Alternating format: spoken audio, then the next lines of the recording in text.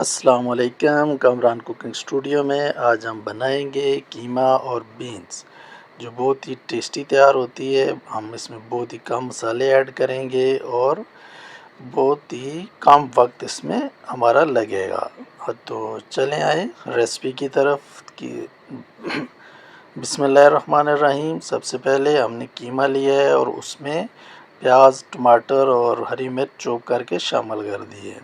इसमें जो स्पाइसेस हम ऐड करेंगे वो इसमें नमक जाएगा, वो आप हस्बे ज़ायक़ा इस्तेमाल कर सकते हैं। काली मिर्च जाएगी और हल्दी जाएगी। इसके अलावा हम इसमें कोई भी स्पाइसी ऐड नहीं करेंगे।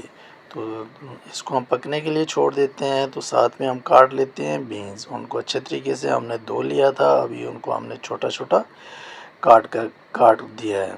तो इसको हम अलग से फ्राई करेंगे। तो फ्राई के लिए हमने पहले पैन में ऑयल डाला है, उसमें ज़ीरा थोड़ा सा लिया है, उसको थोड़ी देर भून के उसमें चॉप किए हुए लहसुन डाल दिए हैं। तो लहसुन जब अपना कलर चेंज करेगा तो उसके बाद हम इसमें बीन्स शामिल कर देंगे। आप भी इसी तरीके से बनाइएगा, बहुत मज़ेदार, टेस्टी और कम वक्त में तैयार हो जाता है। तो अभी आप ये देख सकते हैं, इसमें हम बीन्स शामिल कर रहे हैं। इनको हम अच्छे तरीके से फ्राई करेंगे, इनका कलर भी चेंज हो जाएगा और ये पक भी जाएंगे। तकरीबन 80% ये जब तैयार हो जाएंगे तो फिर इसको हम कीमे में शिफ्ट कर देंगे।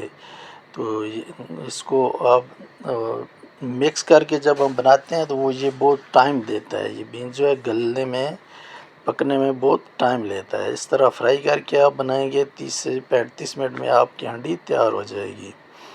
अभी आप देख सकते हैं कि ये तैयार हो चुके हैं। तो अभी हम इनको कीमे में शिफ्ट कर रहे हैं। तो कीमे में अभी ऑयल भी हमारा चला जाएगा कि पहले हमने ऑयल नहीं डाला था, सिर्फ काली मिर्च पानी में हमने इसको पकने दिया था कीमे को।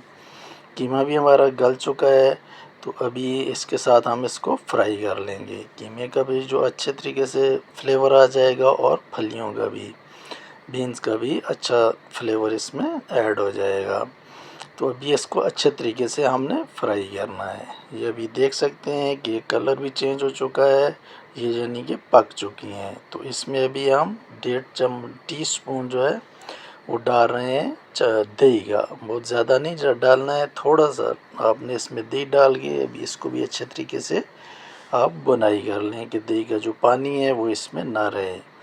तो जब इसको अच्छे तरीके से ये भी फ्राई हो गया है, दही का पानी ख़त्म हो चुका है, तो ये अभी हम इसको गार्निश कर रहे हैं जूलियन कटी अदरक के साथ और धनिया के साथ।